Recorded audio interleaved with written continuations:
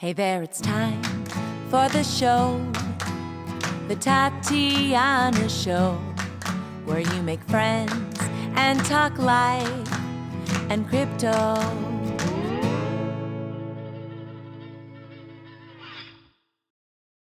Hello, everybody, and welcome to the Tatiana Show. We took a couple weeks off. I was in the middle of a big move. I'm in Miami now. Things are fabulous. And I'm bringing on some of my friends, as usual, onto the Tatiana Show, kind of like a chill hang. We have my co-host, Josh Shigala from Voltoro. Hey, Josh, what's going on today? Everything. The balls are running. The teams are building. Berlin's in lockdown, but we're cruising. That's what's happening. Okay, well, I don't like the lockdown part. The other parts I like. Are you going to tell us at all about your new stuff today? Like, are we... Oh man, it's so We're gonna exciting! Like today? the project we're building is so insane. It's gonna rock the entire DeFi world. I tell you, it's All so right. exciting. Okay. But that's all I can say. That's all you can say for now because Yeah. we have our guest with us, Lamar Wilson, the king of Clubhouse. That's what I've been told. I barely spend any time on Clubhouse. I'm afraid of Clubhouse. I think I also don't know where people have the time to hang out on Clubhouse. We're going to find out everything from him today. So, hey, Lamar, how are you? Nice to see you. I'm doing well. How are you doing, my friend? You Very, look, very well. I've been knowing you for a very long time. I did a podcast with you a long time ago with Pheeva. Gosh, that So I was a just want to long say, time. I just want to say, shout out to you, sister, for keeping the good times rolling. Real talk. And you too. Thank you so much for coming back on the show. That's awesome. So the reason why I brought you on was I was talking with Adam Levine over at CoinDesk, and he was saying, you know, you got to get on Clubhouse. It's where all the cool kids are. And I went in there, and I was like, first of all, super intimidating for me to kind of try and talk in there. I don't know why. I just find it to be like a weird environment. And I also wonder, how do people have all the time? I get the inspiration. And I think a lot of people are wondering, like, what is this Clubhouse thing? Obviously, it's been around for a while. You made your mark over there. So tell us a little bit about the Black Bitcoin Millionaires Club. Is that it? Or Billionaire? Billionaires with a B, billionaires. I like that attitude. That's the way to go. So yeah, so Black Bitcoin Billionaires was an idea I came up with. I've been trying to reach the Black community with Bitcoin for a very long time. Mhm. One of my first videos in 2013 is from an office that I had on a street that most people would consider the quote unquote hood. It's just I love the neighborhood, but you know people would say, "Oh, that's the ghetto" or whatever. But I did a live there talking about Bitcoin, saying that this is the internet in 1996, and that was like in 2013. And so I've been trying to get that message. I was like, friends and family, check it out. If you could own a piece of the internet for $250, man, would you do it? And of course, not many people listen to me. Yeah. Yeah. But I've been trying to get that message out. And then I started going to conferences after I built a wallet. And it was just like I noticed there weren't many black people. And we were in some of the blackest towns like Washington, D.C., and there weren't that many black people at the conference. So it was just kind of like, how can I get the message out to the community? Because Bitcoin is for everyone. And I also believe like adding more diversity to Bitcoin was going to make it reach mass adoption better, right? Yeah. So then Clubhouse comes along, I was doing some stuff on Facebook. I grew a group of about 25,000 people on Facebook called Coinda, which was talking about Bitcoin and talking about like the technology and everything like that and how it can be used to free people. And then I got on Clubhouse. Somebody's like, Lamar, you'd be perfect for Clubhouse. And I was like, okay, whatever it is. I didn't even have an iOS device. So I first got on using my niece's iPod Touch. So I got this little bitty iPod Touch. And so I get on there with her. Yeah, Wow. no, and Wow. it was so funny. I used her iPod Touch to first get on, and then what happened? Like that's what I wound up buying. Like I still don't have an iPhone. It's like so small. Like my thumb's bigger than the entire device. It feels like. So I'm just like using this little device to maneuver around Clubhouse. But what happened? I started noticing that it was a great place to educate, because and unlike podcasts where it's kind of like it's already pre-recorded. And even if it's live, a lot of times people are using text, so the latency's there, so you're not getting direct answers. So when I started getting on and talking about Bitcoin, I started realizing that people wanted to hear about it, and I realized that there were like at the time Clubhouse was a very black app. Like it was a lot of black people on there. Probably 60% of the people on Clubhouse were black. So I was Wow. like, okay. So I go, okay, let's see what I can do. So I hit up my good friend Zay, who is the author of Bitcoin in Black America. And I was like, hey, Zay, man, I said, we should do a clubhouse called Black Bitcoin Billionaires so we can keep educating like we've been doing, but it's like directly one-to-one. Like you can actually talk to the people, they can ask questions the whole night. All he said was, all right. Like, you know what I'm saying? Like, let's do it. So I just started it. Like, finally, I applied for the club. They finally gave it to me because they were like being very selective about who they gave clubs to. They finally gave it to me, and then from there, we've grown it. It's about 89,000 members, followers right now, members Amazing. and followers. From a member perspective, we are the biggest on the app right now. From a Bitcoin cryptocurrency perspective, we have the most members. And yeah, it's been growing, and we've been able to educate. And the great thing about it, what's so dope, is that we put the flag up and say, hey, this is a place for black folk, and black people can be safe here, but probably more than 50% of the people are not black, like in that thing. So it's just a very diverse, very multicultural club. And and like I always say, everybody's welcome. It's just run by black people, and if you have a problem with that, then that's on you. You know what I'm saying? So I mean, who would have a problem with that these days? I people guess have a that. problem with it. Really? I Oh want to man. go to So the club. It sounds Everybody like goes to to be the a club. billionaire. Like, who doesn't want to be a billionaire? Totally, man. Exactly. That's what I always laugh about. I'm like, you looking at the black part, you're not looking at the billionaire. Like, you think the black? It's like, what if the qualification is you're not a billionaire? Like, that's the thing, man. So, because people on Twitter, hey, can I not come because I'm not black? And I'm like, are you a billionaire? That's the thing. Like, Yeah, I mean, the funny thing is with the word billionaire is that it's really a sign of inflation, right? That we're using that word so more often. And that song, came out, I want to be a billionaire so fucking bad. And you think like, man, why is billions all of a sudden this thing?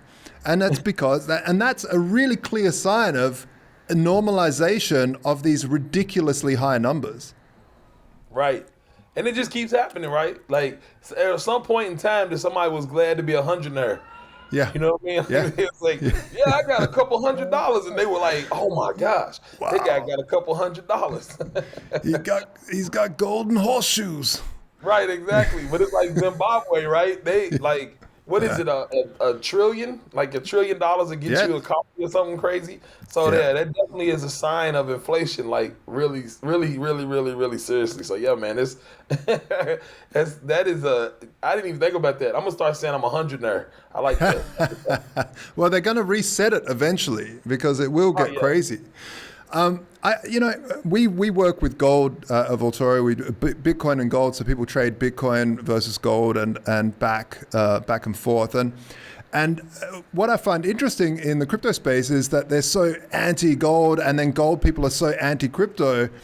But I find like, especially in different communities, gold has a really significant part in the cultural heritage. So in Indian heritage, gold is like, it's in the DNA, in Chinese as well. How does that fit in black communities and culture? I mean, if you think about it, like Mansa Musa, the richest man ever, from Mali. I mean, he killed the gold market by going across the continent of Africa, just giving gold away, right? So gold is definitely part of an African heritage. I mean, there's a lot of gold in Africa. I don't know that story. I'm sorry. Can you tell that story? What's the story? Yeah, so Mansa Musa, who has been noted to be the richest individual that ever walked the planet, was king of the kingdom of Mali, right? Yeah. And it has been rumored that he had so much gold, and he was so altruistic. He was a big philanthropist, that he had so much gold that he was going across from from Mali, which is on the western coast of Africa, to Persia, and on his way there, he was just handing out gold to people, which started putting more supply of gold in the market and actually crashed the value of gold, because now regular everyday people had a lot of gold, right? Because he was just giving so much of it away. If you go look at that, it's a really crazy story. But just go look up Mansa. His name is Mansa Musa. What a great name. Yeah, it's a really dope name.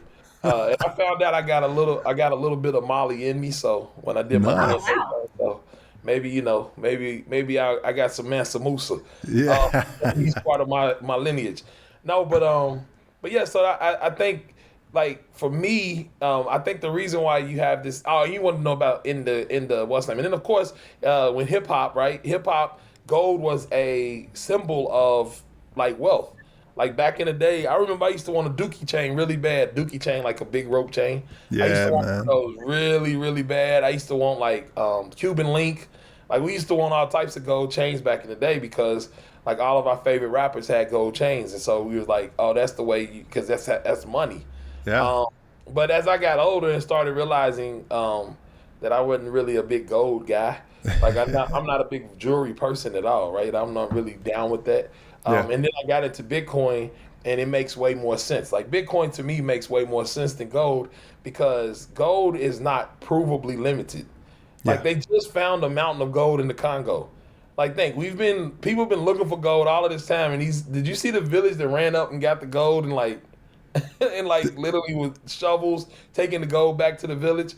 Like Crazy, Tatiana, right? we got to get you on the news, girl. Like, I don't know. I think like I'm behind the times, guys. yeah. So yeah, there was a mountain. There's like a mountain of gold found in the Congo, and and it was so crazy. Somebody made a good point. They said, "Look at this video. Nobody's fighting each other. This is gold, and nobody's fighting. They just getting their share and going back." There's like in America, we fight over Tickle Me Elmos. You know what I mean? Yeah, Christmas shopping day comes out and you guys are Right. running over each other. Right, exactly. But that made a good point. I was like, yeah, you're exactly right. This village, they're literally bringing their shovel, and then you get your shovel's worth, and you go back to the village. It's like in America, we got one Elmo on the shelf, and you see people getting like beat up in the store, and like, yeah, it's crazy. Hey man, it's Elmo. You know, what are you gonna say? So let me ask you a question. Are you guys maximalists? Like, is it only Bitcoin? Do you have, any kind of other talks about like Ethereum, or is everybody kind of hating? So in our group, Oh, well, and as additionally, like, do you have larger conversations about economics? yes, that's the thing. So in our group, the reason why I think it's growing like it is because we're not completely toxic maximalist. You understand what I'm saying? Like Sure. because we understand that people are brand new and they're coming in from different angles. Like somebody may have heard of Doge first, or someone may have heard of Litecoin first, or Ethereum first, and all we do is I give them the facts, and then I tell people like you shouldn't should on anyone. Like I'm not about shoulding on anybody. Yeah. So don't should people to death. So it's not about what you should do. It's about giving you the information to make your own decision. And if after I give you all the information, you still are like going after some of these ICO coins that don't exist anymore, altcoins or anything like that, then that's on you, right? Like I'm just gonna give you the information and let you know. So for me, I'm pretty much a Bitcoin maximalist. I play around with the technology, and so I've messed with Grin and stuff like that because I want to learn. Like I think some of the stuff that people are developing, I've just always been a developer, that's something very interesting. But from a monetary standpoint, we always talk about it from Bitcoin because the problem is that most people don't know how to trade.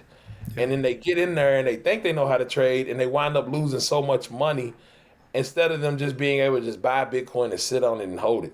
Like if you just buy the Bitcoin, sit on it and hold it, it's proven over the longer term, like you're going to win and you don't have to do much. You don't have to learn much. You don't have to sit in front of a computer.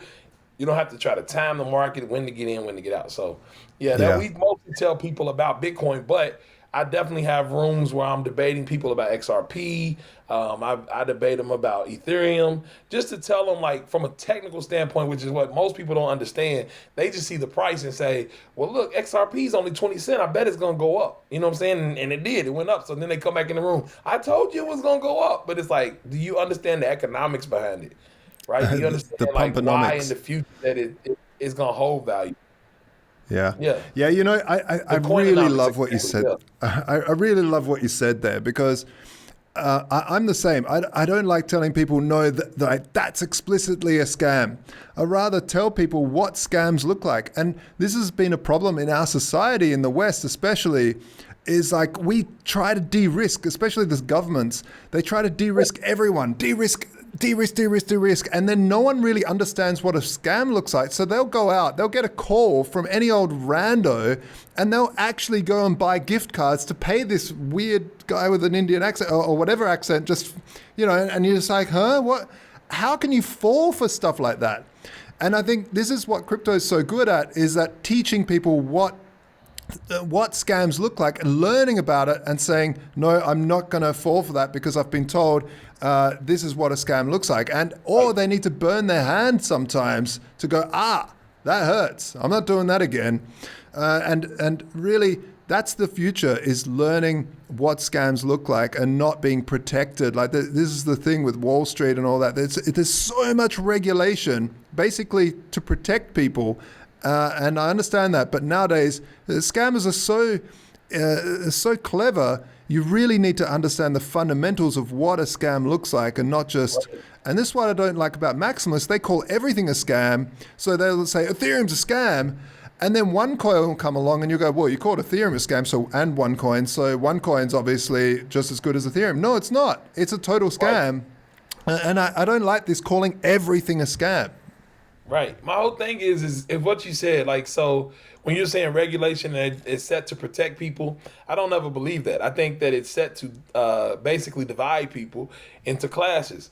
I think the whole accredited and unaccredited investor bullcrap is probably one of the rights, civil rights that we should all be talking about. And nobody does, right? Because it doesn't give people access to the same access to the same investments that the people that are quote unquote accredited investors have, and some of those have just been born into it. It's not like they're smart enough. Their uncle or their granddad or whoever was the one that made all the money, and just because they left it to them, all of a sudden they're the ones that are able to invest. I can't stand that, because here I was, 17, 18, 19-year-old kid watching Bloomberg every day, CNBC every day, trying to learn this stuff. And I probably knew more than the rich kid that was across town. That granddad left him something. But when I wanted to invest in like Amazon early, right, I wouldn't be able to, because I wasn't an accredited investor. So that kind of thing is just like, that bothers me, man. And it's under the guise of protection. Yeah. But in the same country, right, they stop you from doing that. But in the same country, they advertise the lottery to the poorest people. Yeah. So it's like, you're not trying to protect me if you're advertising a lottery to me. Like there's no protection there. And you're taking that tax money and that's what you're using to fund yourself with. So basically you are the Ponzi scheme, right? You are the pyramid scheme, so to speak, government. But yet you want to keep people from actually, you know what I'm saying? Well, being able to invest. So that stuff is bull to me. And that's why we give the education, right? I'm not going to call everything a scam, because people probably have good intentions. Or they had good intentions, and because I'm a technologist, I'm somebody who loves technology and loves to play around with stuff. Like, you could put something out there. I mean, freaking Einstein didn't know they were going to use what he created to make bombs. You know what I'm saying? Like, what he figured out to make bombs. Like, that kind of thing is like, nobody knows that stuff. Nobody knows when they're experimenting what effects it's going to have on the world. So I wouldn't call everything a scam, but I do try to show them based on assets. Like, here's the opportunity cost of not buying Bitcoin. That's what I do. And if if you make your decision after that, it is what it is. So what do you think made you interested in this stuff, right? A lot of people will say that like Black folks are not necessarily interested in investing. Do you feel like there were certain opportunities? Like, did you have better family that was kind of interested? Did you happen to stumble upon something? Like, what could we do in order to replicate that curiosity in the first place? Like, what? See, that's the thing. I think that's the misconception. I think people are people, period. I think black, white, green, yellow, red, whatever. I think culturally, what happens is if you come from a place where you've been systemically put into oppressed situations, then you're not going to probably think about trust funds, right? Like, because what are you leaving behind with some people? Right? Like, what's a trust fund? Why do I need a trust fund when all I have is debt? You get what I'm saying? So it's like, if you're in that situation based on some things that happened in the past and the lack of compound interest to get you to that point, right? Because you weren't able to participate, then you're not going to have that culture. So for me, I mean, I just always have been hustling my whole life. Like I used to sell greeting cards door to door when I was like 10, 11, sold candy in school, sold water on the street. Like I'm just that dude that was always doing it. And when I started getting into money and watching Bloomberg and watching CNBC, like it was really interesting to me. Like it Yeah. just was. I clicked on the channel, listened to it, and that was what it was. So I think that's the thing. I think exposure is number one, a huge thing. Exposure is really, really big. But that's why I love Bitcoin, because of the access that it provides without anybody being in the way. Like nobody can stop you from getting Bitcoin. You can get it peer to peer if you really want it, right? That's Yeah. how we used to do it back in the day at Starbucks. Yeah, All right. yeah, right on, man. It's the same with women. In the you go to a conference, there's hardly any black guys. There's also hardly any women, apart from the promo hires. So, and Bitcoin is for everyone. And I always found it funny when Tatiana would get put on the stage to say, "Hey, talk about women and Bitcoin." And it's like, what? Like, what can we do to get more women? I never understood how that is a thing when it's an open protocol that anyone can Because you have participate to in. be intentional, right? Because it's a seed. So if you're only planting seeds in a certain field, you're only going to get certain types of trees. Like the trees are going to have certain types of nutrients that they take on. And what I'm saying is that it's probably sprung. If you look at the early cypherpunks, it was a bunch of white guys. So then when their network is a bunch of white guys. Like when I was in high school, like I was the guy that played basketball, but I was also the dude on the way to the gym. I would stop and sit on the floor and mess around with the Magic kids. You know what I'm saying? The kids playing Magic. Like I'm that dude. Yeah. So it's like I understood that there had to be crossover if you start getting into that. Like I wouldn't have heard about Bitcoin if I hadn't have been all the way in Silicon Valley talking to an investor about a game platform that I built. Like if I had not been in that position, and matter of fact, I realized it was 2011 because I saw the picture on Facebook. I thought it was 2012, but 2011, I realized it then, right? Because he told me about it then. That's when I came to it, and I didn't even do anything with it at that point. That was just the seed that was planted. Yeah. You see what I'm saying? So if you're not intentional about where you're spreading the seed, then you're missing a lot of people. And the problem is that a lot of people sometimes devalue women and people who are in marginalized communities because they don't understand the value and the worth of those people. And when they don't understand that, they lose a lot of value that they could add to the network, because that's what network effect is. Every additional node that you add adds more value to the network. But when you keep out certain voices or you're not intentional about bringing them in, then you wind up missing on all that value. So women the same. I'm like, there is no greater group of individuals in this country from a social media standpoint than black people to make stuff go viral. That's why Black Twitter is killing. Like really. Black people and women are probably some of the most viral individuals on social media. So if you really wanted Bitcoin to take off, the first person you hand it to is black people and women. And as a matter of fact, that's why Clubhouse blew up like it did. Because at first it was just a bunch of old white dudes, not old, I guess they kind of older, like older VCs sitting on there talking about stuff, and it didn't blow up until they went and got two tastemakers from Atlanta to come in and bring culture to Clubhouse. And from that point, it blew up. That's why Clubhouse was very black at the beginning when it started to take off, because that's what happens. Like, the culture has to come. So Bitcoin people at first were not recognizing that. They would be in DC and not really advertise to the black people that were right down the street. Like DC is called Chocolate City. And we were at Bitcoin in the Beltway. I don't know if you were there, Tatiana. I was, Yeah, and I'm looking around like, this is DC and there's like 4 black people in this whole conference. Like, what is going on? Crazy. You know what I'm saying? So, right. So, what do you think about the impact? Like, a lot of hip hop people are into Bitcoin. They've been talking about it. I almost feel like I can't get a sense because, I tried to get some demographics going about who owns Bitcoin. Do you think that, like, hip hop, and do you think the black community is, like, catching on? Obviously, it's proven in Clubhouse. But do you think that, like, the hip hop influence is the right one? And then maybe, like, NFTs? Do you think music has the right attitude around that? Because sometimes I think it's a little bit just maybe like the price tag versus the principle, Listen, Tatiana, first of all, I want to give you a shout out. Most people, and I bring you up on Clubhouse all the time. I'm like, you guys think this NFT stuff is new? Like, go get you a Tatiana coin. That's all I'm gonna tell you. I'm doing a new thing with it for my new album, so that'll be. Yeah, see, that's what I'm saying. Like, This stuff has been around. We've been fooling around with non-fungible tokens. Now you just made it cute with this acronym, but we've been fooling around with this stuff for a very long time. Colored coins, good old colored coins on That's Bitcoin. exactly what I said. I said colored coins that then turned into Counterparty, the open asset protocol. I'm like, that stuff, I mean, that's literally what we built our business on when we were pitching it to like the JP Morgans.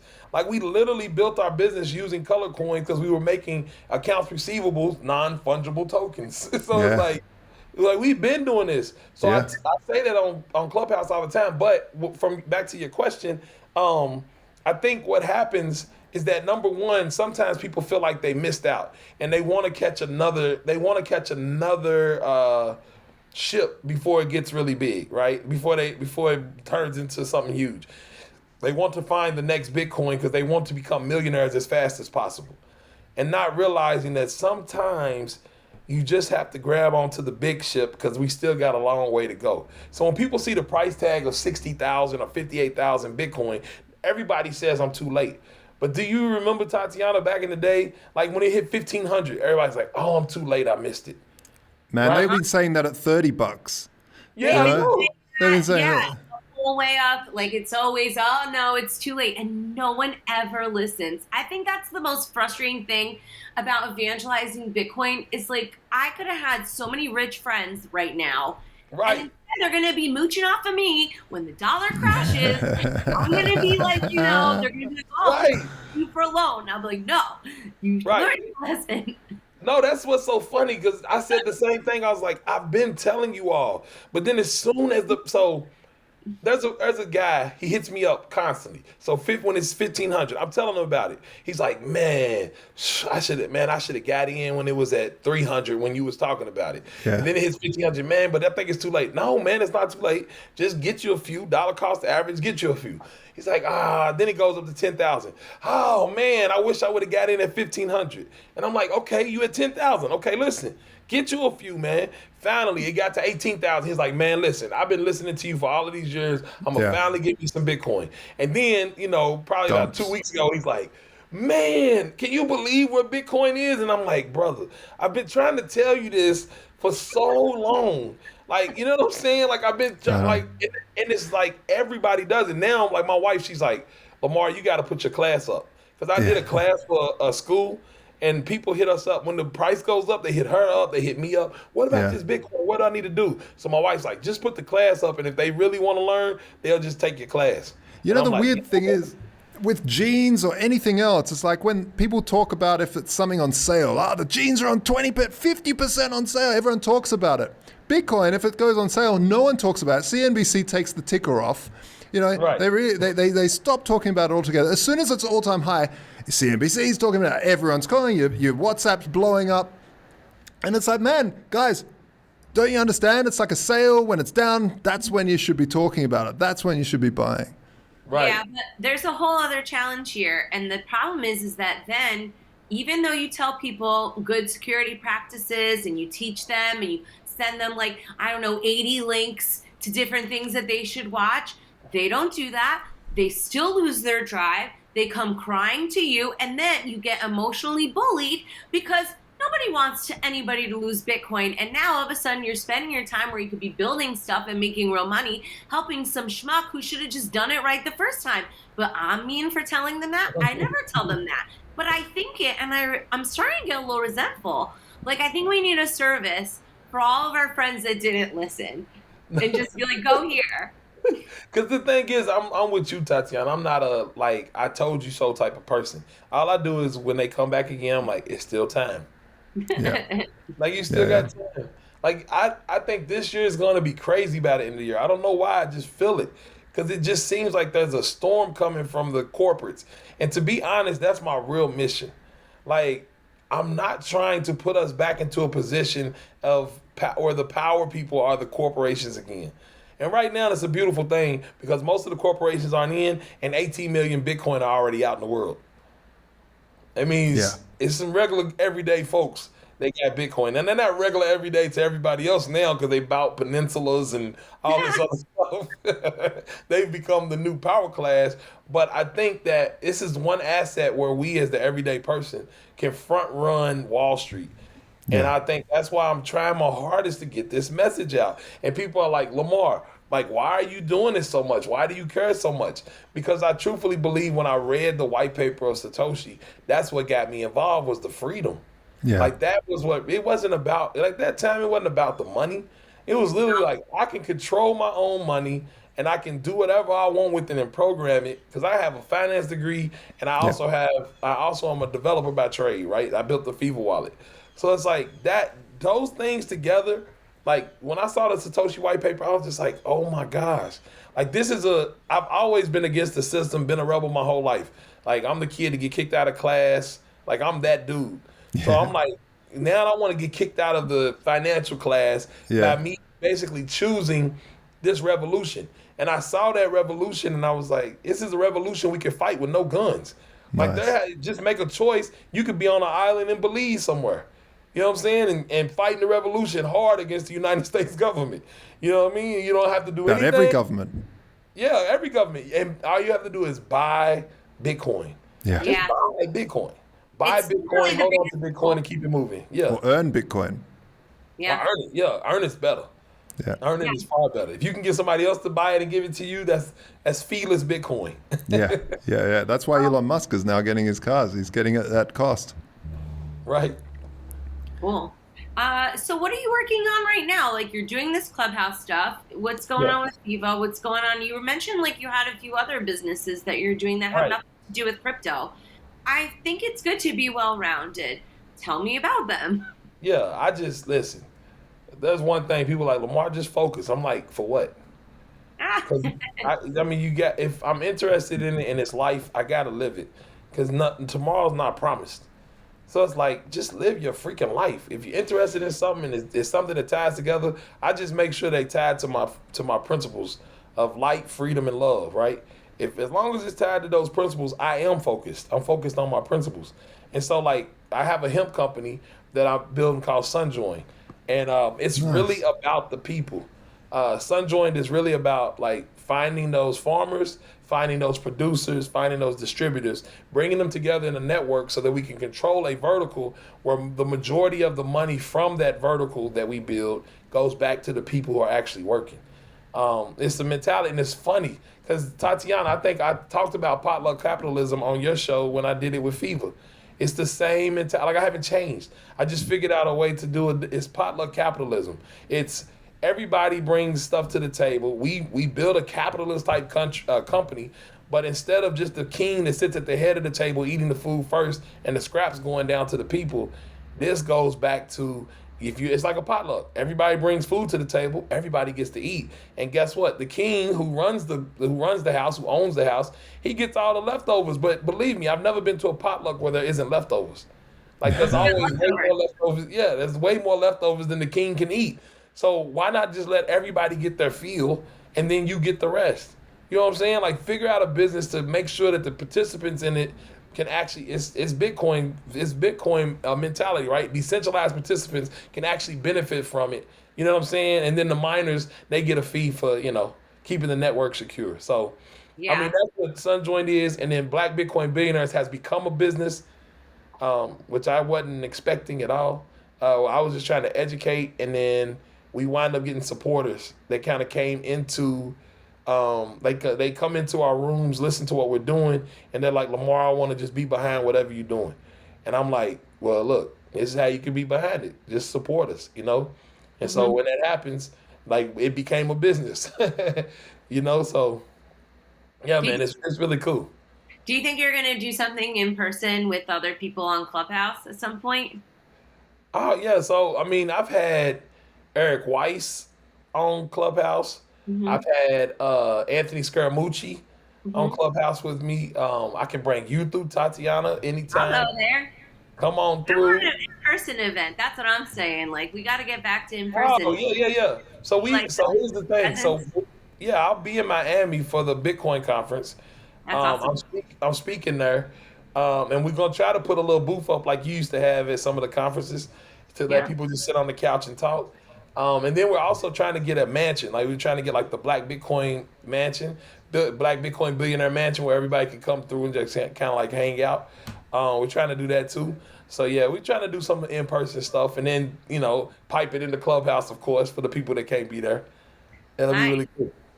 Yeah, I mean, not everybody's ready to go out into like the wild, but some of us are. And I have to say, I just moved to Miami, and I came from Jersey. Like, it was basically the worst place on earth. If you like freedom, you got to leave New Jersey.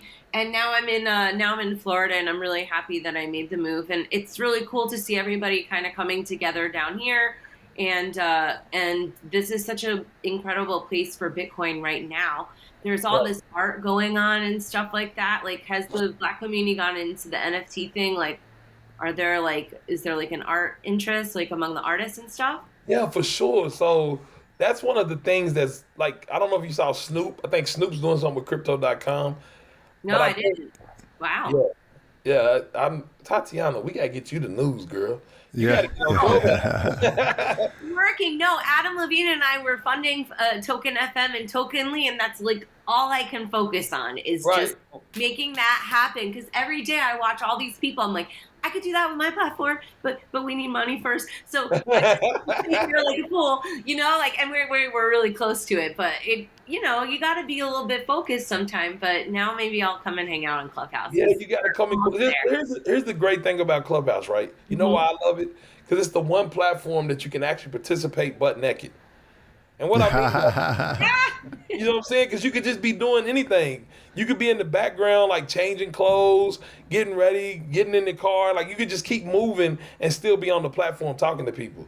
Like that's Nice. cool. You can't do that on Zoom because people, you know what I mean? You could not have your camera on, but people kind of expect you to have your camera on. So, I mean, you could participate just in the background while you're working the whole nine. And when you hear your name, you just pop in and do something. Yeah, It I feel a allows you little to shy. multitask. I don't know why. Like, it's scary in there for Come me. on, Tati, not you. It's Well, weird. how can you be shy, Tatiana? You're the last person.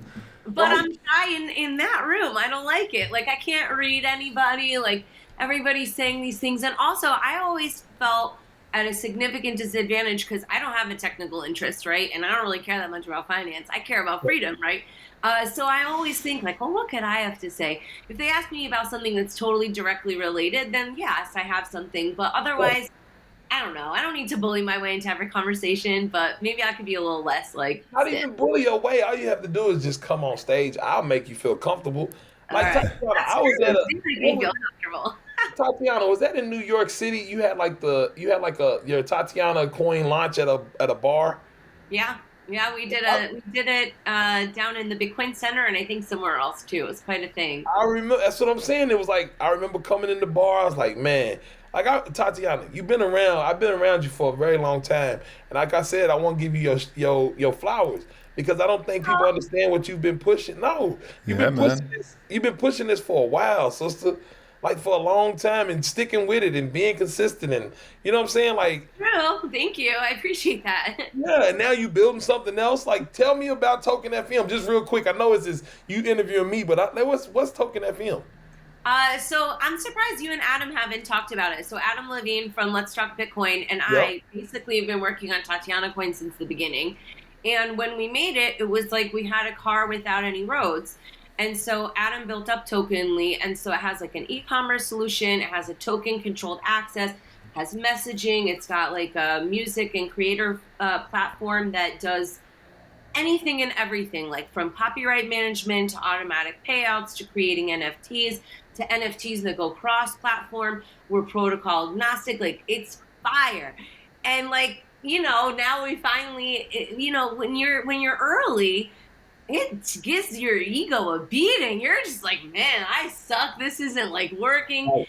And so now that everything is finally gone, like, In parabolic, like it's crazy right now. So now we're like, okay, we're ready. And so luckily now people are not looking at us like we're crazy.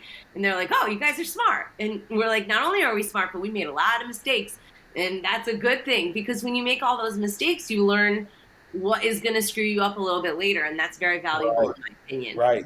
Well, thank you. Yeah, I didn't even know. I knew he was working on something because I was talking to him. I haven't seen Adam on Clubhouse in a while. Adam Yeah, he started grinding. the idea of Bitcoin philosophy for breakfast.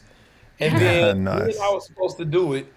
And then he then he kind of just fell off of it, and I just kept doing it.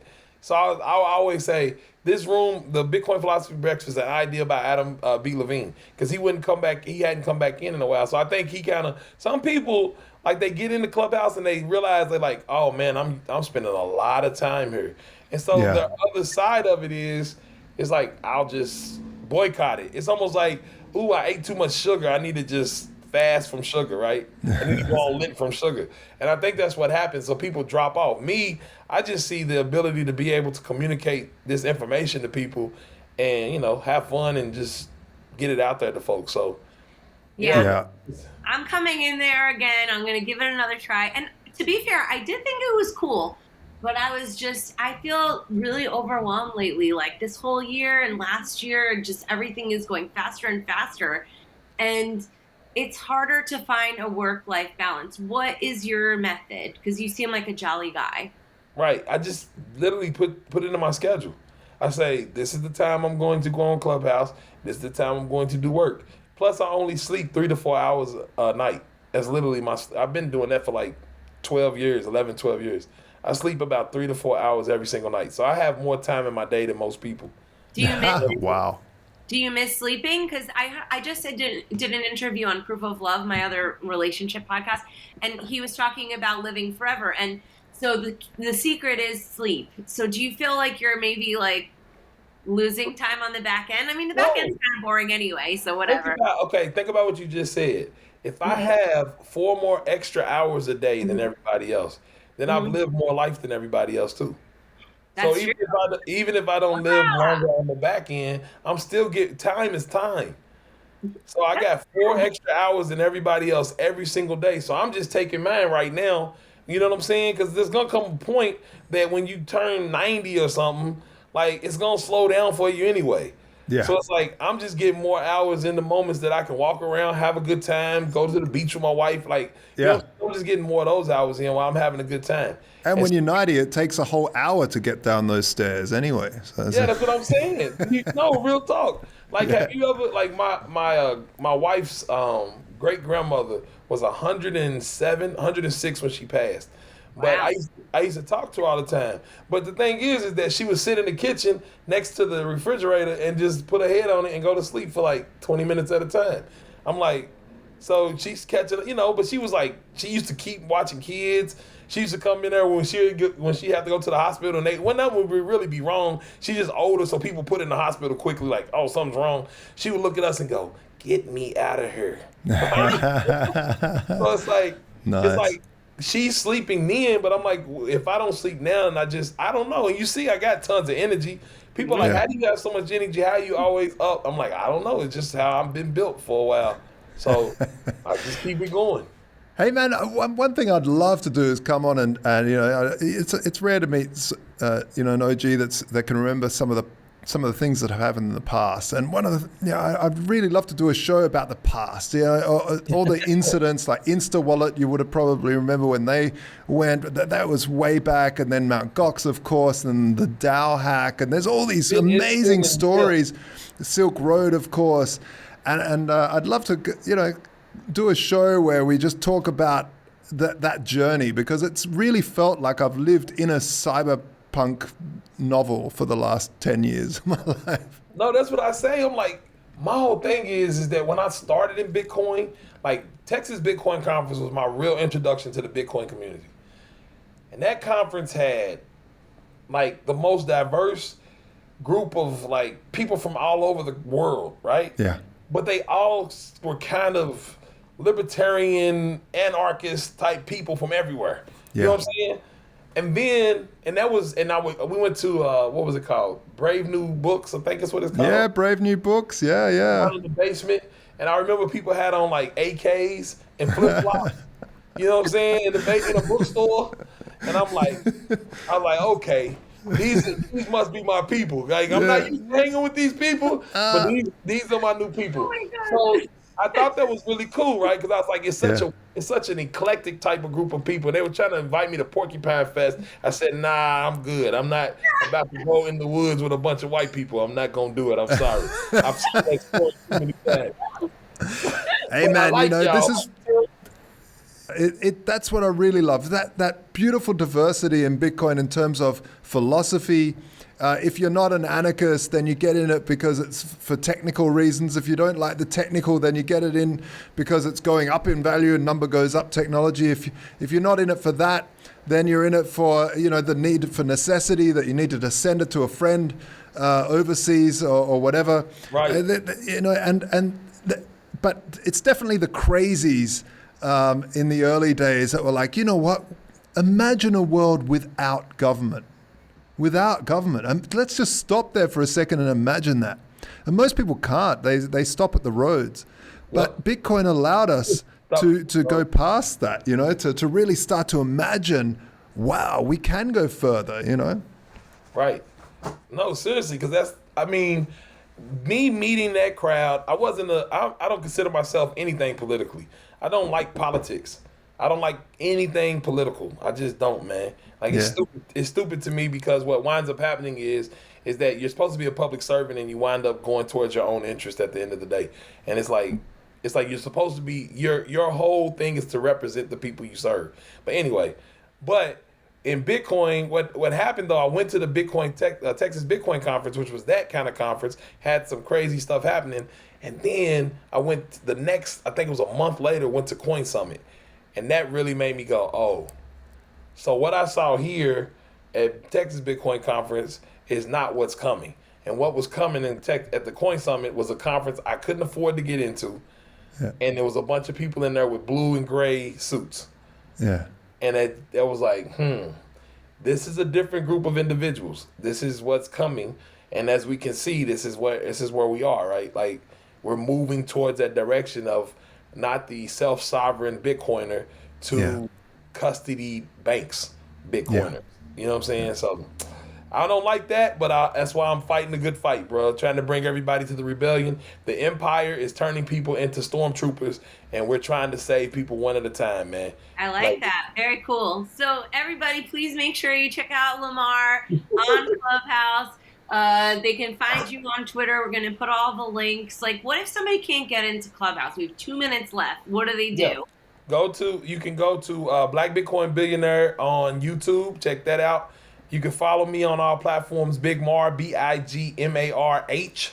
Put the H at the end. BIGMARH. I'm on every platform. You can find me there. Facebook, everywhere. And then that's what you do. Like, if you can't get in there. Oh, and we have a Discord channel, but we don't really have it public just yet. But we'll have a Discord channel that you can find us as well. We'll be doing some more of that education. So thank you guys, man. This was fun. Thank you so much. This was such a fun conversation. We'll see you next time on the Tatiana Show, everybody. Make sure you share the show if you like it. Bye. Ciao. What's the point of all this technology without a little love in our lives? Our hosts, Tatiana Moroz and Lauren Kasovitz, have come together to bring you Proof of Love. Go to proofoflovecast.com.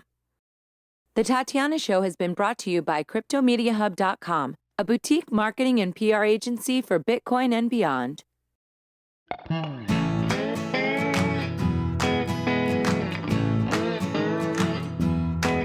there, it's time for the show, the Tatiana Show, where you make friends and talk life and crypto. We gotta think and reflect and use lots of intellect with our hearts when we work together. I know that it can be so hard out there, looking all around and saying that life ain't fair. So that is why we will fight and stay up late at night, listening to the Tatiana Show.